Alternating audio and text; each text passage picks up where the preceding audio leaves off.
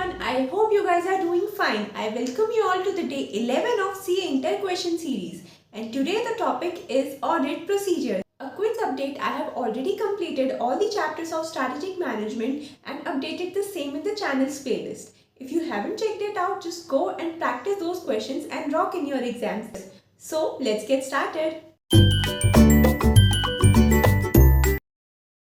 Question number 1 is, for the purpose of identifying and assessing the risk of material misstatement, the auditor shall identify risks throughout the process of obtaining an understanding of the entity and its environment. Explain in detail along with other relevant points. The auditor shall first identify risk throughout the process of obtaining an understanding of the entity and its environment, including relevant controls that relate to the risk, and by considering the class of transactions, account balances, and disclosures in the financial statements. Second, assesses the identified risks and evaluate whether they relate more pervasively to the financial statements as a whole and potentially affect many assertions. Third, relate the identified risks to what can go wrong at the assertions level, taking account of relevant controls that the auditor intends to test. And last, consider the likelihood of misstatement, including the possibility of multiple misstatements and whether the potential misstatement is of a magnitude that could result in a material misstatement.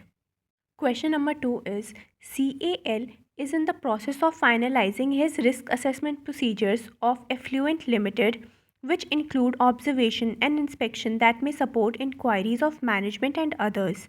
Discuss few examples of audit procedures which include observation or inspection of the entity's operations. Examples of audit procedures which include observations or inspection of the entity's operations are documents such as business plans and strategies, records, and internal control manuals, reports prepared by management such as quarterly management reports and interim financial statements, and those charged with governance such as minutes of boards of directors meeting, and the entity's premise and plant facilities. Question number 3 is, discuss the various points which auditor needs to consider in determining whether it is appropriate to use audit evidence about the operating effectiveness of controls obtained in previous audit, and if so, the length of the time period that may elapse before retesting a control.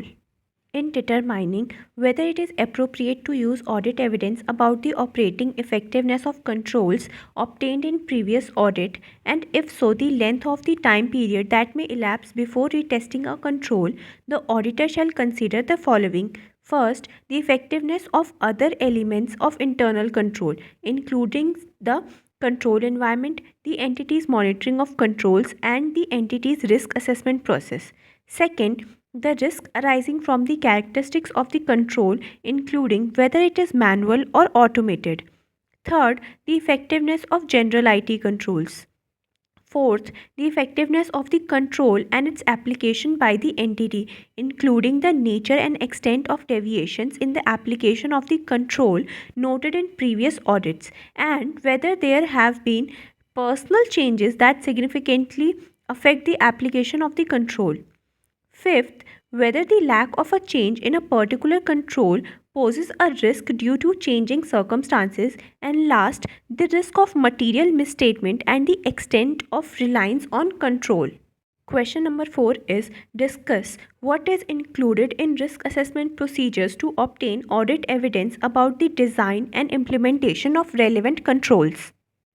Risk assessment procedures to obtain audit evidence about the design and implementation of relevant controls may include: first, inquiring of entity personnel; second, observing the application of specific controls; third, inspecting the documents and reports; and last, tracing transactions through the information system relevant to financial reporting.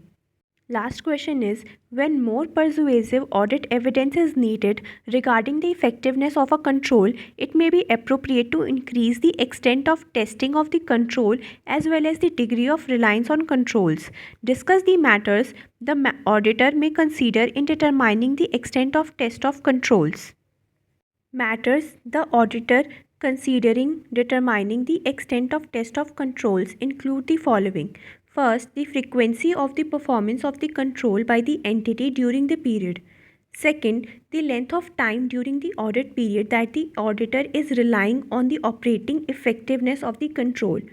Third, the rate of deviations expected from a control.